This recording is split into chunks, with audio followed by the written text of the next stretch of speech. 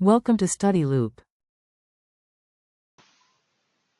Okay, so we're doing chapter 29, problem 17. So, part A. Well, let's draw this figure first. We have a wire with the current I in the right direction. And we have two closed loops near it. So here's one loop in a circle is A, and then we have a rectangular loop. And a rectangular loop up here we call C. Okay. So it says find the direction, clockwise and counterclockwise, of the current induced in each loop if I is steadily decreasing. So that means di dt is less than 0. So current is decreasing. So first we got to figure out what direction the magnetic field is in. Okay, so if we have a current flowing this way, using the right hand rule, we can see that our magnetic field is going to be going around like this, which means it is into the page here, out of the page here. Okay? So, if di dt is less than 0 and b is proportional to I, we know that dB dt is also less than 0, which means the magnitude of our magnetic field is decreasing. Okay, so if we're looking at loop A is into the page, B field, but it's also decreasing. So it's getting less into the page, which means to oppose the change in B field or the change in flux through this loop, it would induce a current that would produce a B field more into the page. Since it's into the page and decreasing, using Lenz's law, we need to induce a current that will produce a B field into the page. So, using the right hand rule again, we see that A induced current has to be clockwise.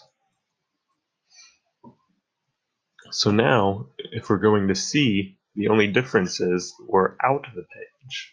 C is out of the page, the B field is, but it's again decreasing. So the induced current from Lenz's law must produce a B field that is also out of the page. So C induced current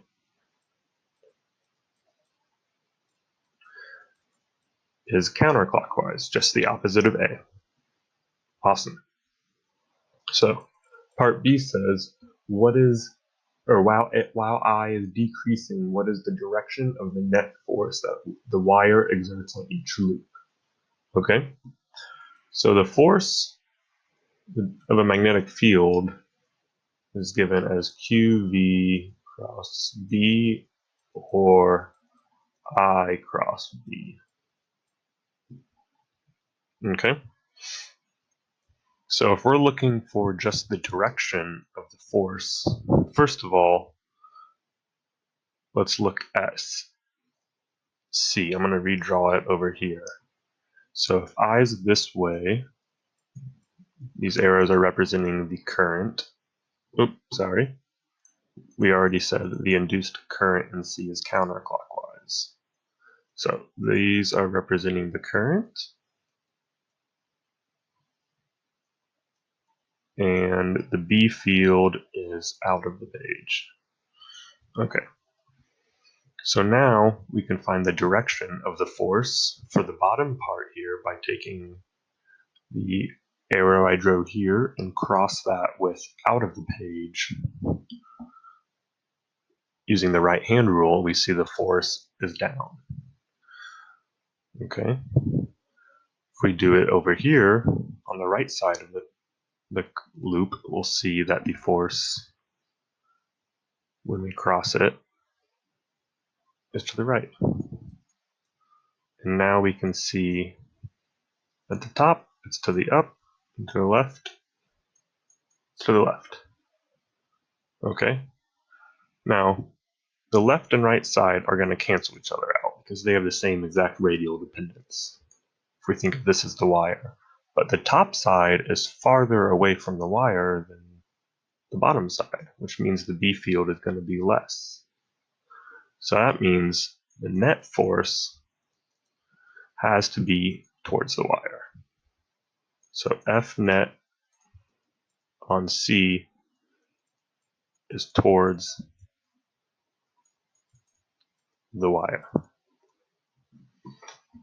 Now, if we're looking at A, since this is a circle, it's kind of hard to see, but we can just assume, we don't have to know the exact difference now, but it has the same problem where all these sides are going to cancel each other out, but overall there's going to be more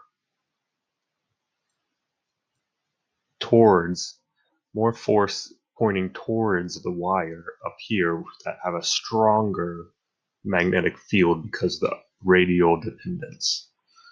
Because B around a wire is proportional to 1 over R again. So again, we're going to see the farther side of the wire getting pulled out, but only a little bit, and the inner side of the wire getting pulled in at slightly stronger. So F net on A is also towards the wire. Okay, cool.